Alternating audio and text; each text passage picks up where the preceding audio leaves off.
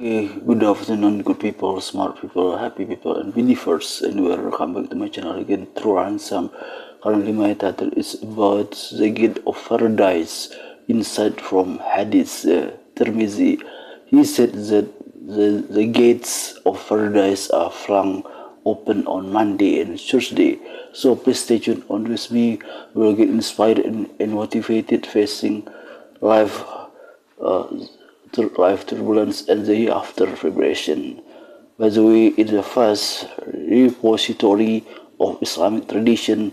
Certain teaching provides profound glimpses into the spiritual dimensions of life and the significance of specific days in Islamic calendar.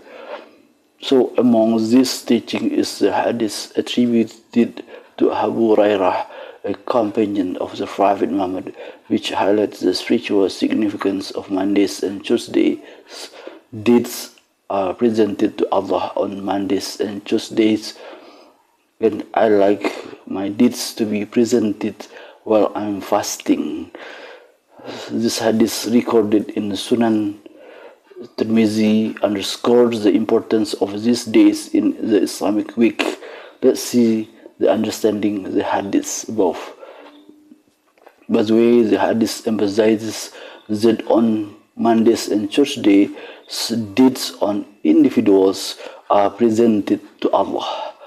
This presentation implies a divine scrutiny or acknowledgment of human actions, which may influence spiritual rewards or consequences, because the Prophet Muhammad expressed a personal preference for fasting on these days, indicating a recommendation for believers to engage in acts of worship and righteous deeds during this time. So, what is spiritual significance of the quote above? By the way, the choice of Mondays and Tuesdays in Islamic tradition is not arbitrary but holds spiritual significance. The first is days of presentations, where the hadith suggests that these days are times when deeds are highlighted or observed by Allah, and it underscores the importance of consistent devotion and righteousness throughout the week, with special attention given to these particular days. And the second spiritual significance is about encouragement for fasting. Do you like fasting, guys? By the way, the Prophet's preference for fasting on Mondays and Tuesdays serves as encouragement for believers to engage in the voluntary acts of worship. So fasting is not only a physical discipline, but also a spiritual endeavor that enhances mindfulness, self-control, and closeness to Allah.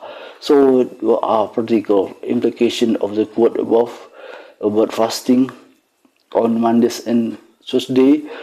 So, the teachings encapsulated in this hadith offer practical guidance for Muslims seeking to strengthen the spiritual practice. The first practical application about the fasting on Mondays and Tuesdays is about where fasting can be observing voluntary fast on Mondays and Tuesdays is highly recommended in Islam. So it provides an opportunity for believers to purify their intentions, seek forgiveness, and draw closer to Allah. And the second practical application of about fasting on Mondays and Tuesdays is about increased worship, where beyond fasting, engaging in additional acts of worship such as prayer, recitation of Quran, charity, and remembrance of Allah. Zikr on these days amplifies spiritual benefits and blessing. And the third practical application of the quote above is about reflection and accountability, where the concept of deeds being presented to Allah on specific days prompts believers to reflect on their actions, seek repentance for shortcomings, and strive for continuous improvement in their faith and conduct. So, what are cultural and community practices about hadith above? across Muslim majority countries and communities worldwide.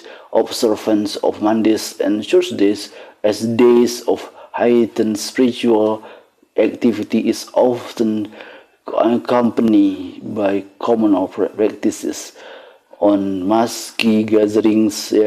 So some mosques organize special congregational prayers or study circles or halqa on these days, fostering a sense of community and shared spiritual growth.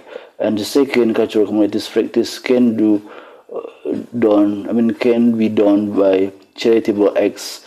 Like Muslims may increase their charitable contribution on or volunteer efforts on Mondays and Tuesdays, reflecting the ethos of generosity and compassion integral to Islamic teaching. So, what is the contemporary reference of the quote above or hadith above? By the way, in the fast-paced modern world where distractions abound and spiritual reflection may often take a back seat, and the teaching of Prophet Muhammad regarding Mondays and Tuesdays offer a timely reminder about the balance and reflection. So these days encourage believers to strike a balance between worldly responsibilities and spiritual pursuits. So they serve as a regular checkpoint for self-assessment and renewal of spiritual intention, and second for unity and ummah bond. So by observing recommended practices on Mondays and Tuesdays, foster a sense of unity and cohesion within the Muslim community, transcending geographical and cultural boundaries. Finally, the hadith about the significance of Mondays and Tuesdays in Islam resonates as timeless reminder of the spiritual opportunities embedded within the weekly cycle, and it invites Muslims to embrace these days as moments of spiritual elevation, self-reflection, and communal solidarity. And by fasting, engaging in acts of worship, seeking Allah's mercy and forgiveness on these days, believers strive to strengthen their faiths, purify their hearts, and cultivate a deeper connection with their Creator. So, as Muslims navigate the complexities of contemporary life, the teachings and encapsulates in this hadith continue to guide and inspire, offering a pathway to spiritual fulfillment and divine favor. So, by upholding the traditions of fasting and devotion on Mondays and Tuesdays, Muslims honor the legacy of the Prophet Muhammad and embody the principles of faith, righteousness, and steadfastness in their journey towards paradise. So, good people, happy people, smart people, and believers, anyway, help you always practice this quote so you will get the dream about the paradise in the hereafter. And please share this content in anyone who trusts about the quote above. Thanks for your attention. Have a nice day. See you again. Bye bye.